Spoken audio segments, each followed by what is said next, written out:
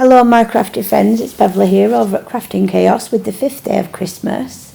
And this is a little take on a Christmas tree card. And what I've actually done is created some layers, and really it's just making a tree from the hearts and basic shapes, and then creating some matting layer and text to go on it. So let's get started.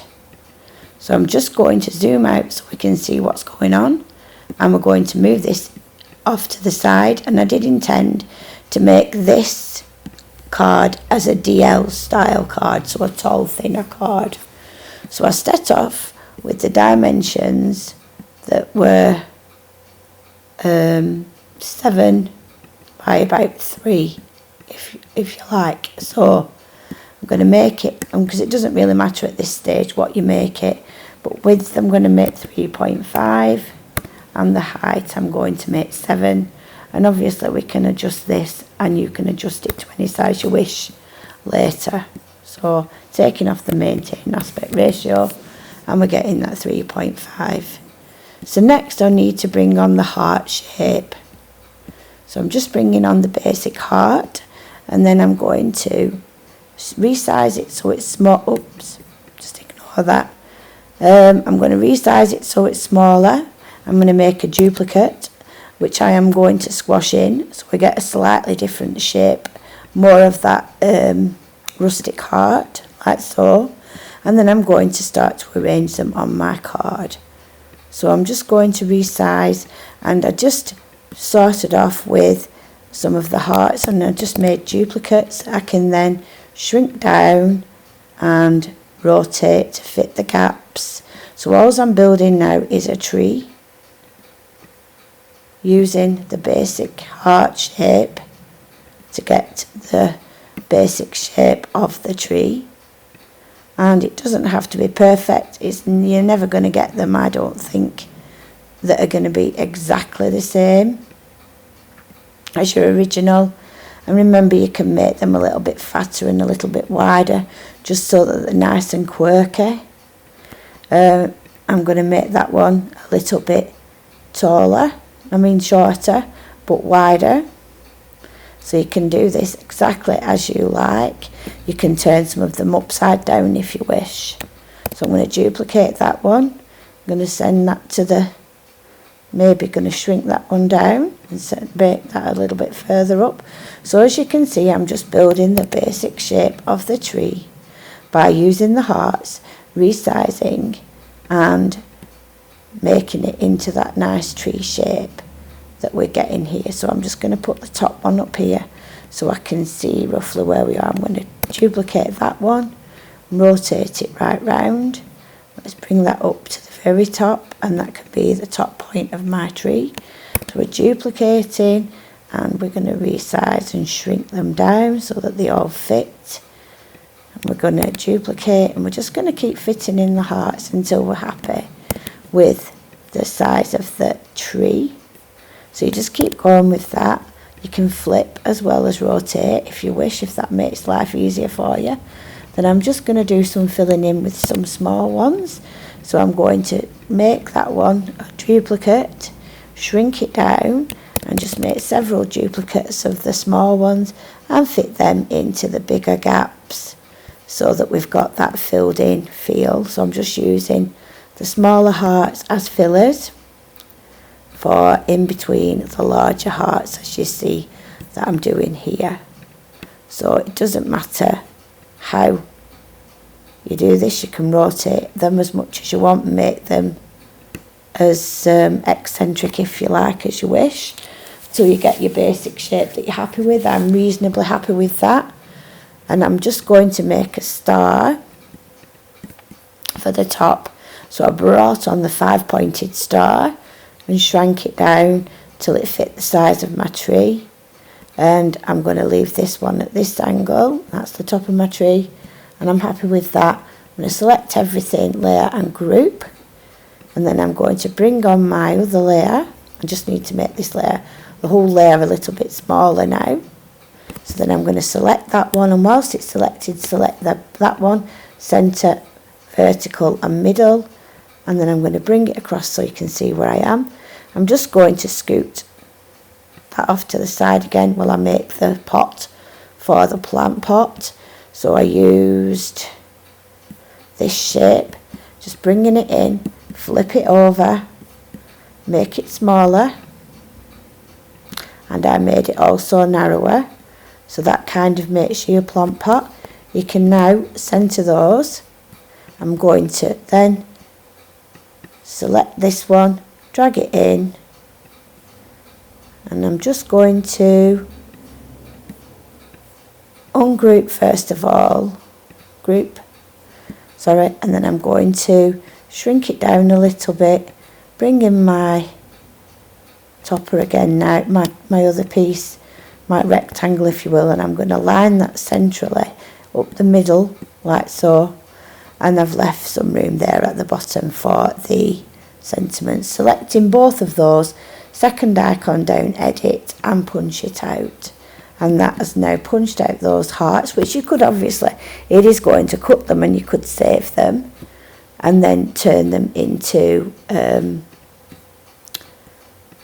paper, piece them back in, or I got a 2-for-1 card, because what I did is use my punched out elements to make the just the hearts raised up if you will.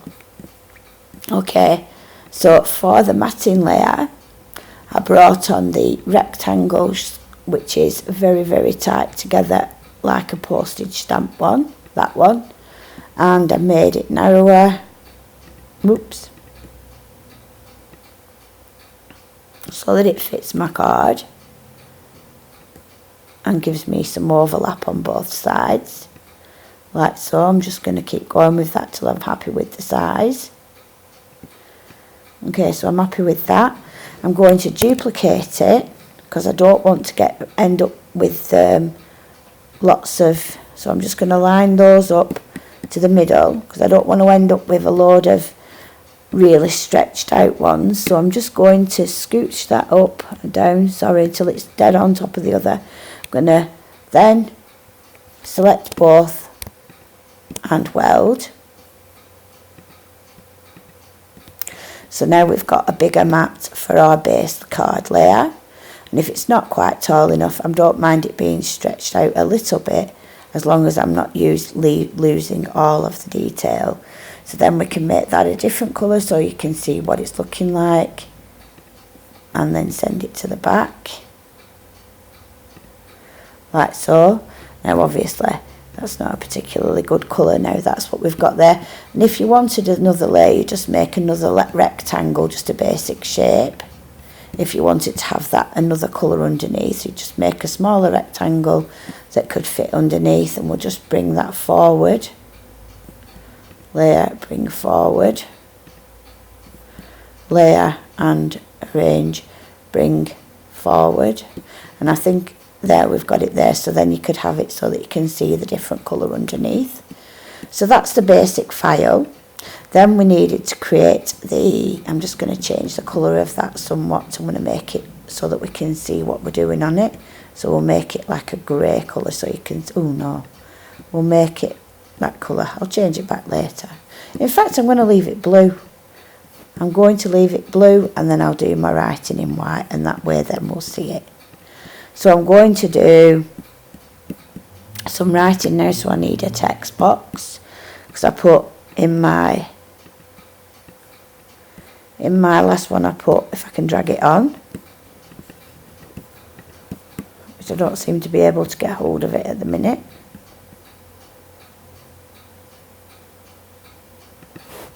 There we go.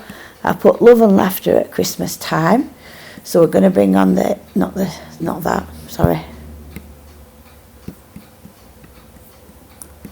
So bring on the text icon, and we're going to type love and laughter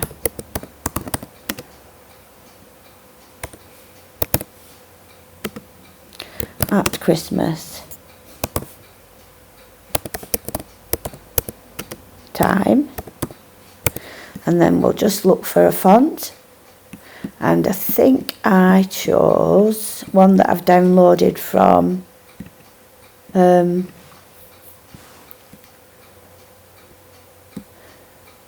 Beverleigh it's called, and I downloaded it from thefont.com.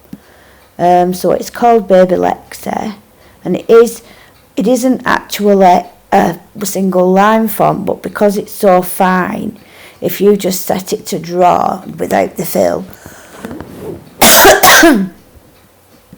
it will make it grey. It will actually show up as just a single line by the time you finish with it. So I'm just going to break it apart now, my letters, and I'm going to zoom in a little so I can see where I'm working. And I've made it very faint at the minute, but I am now going to select the at Christmas time, and I'm going to layer and group that, and I'm going to bring that one underneath in a minute, this one, which I'm going to select and layer and group, and then I need to select this one, and I'm looking for the handle. I'm just going to have to zoom in a little bit more so that I can get the handle to move it. Whoops, excuse me. I am going to do this. So I'm going to select the at Christmas time. I'm just trying to get the handle to move it.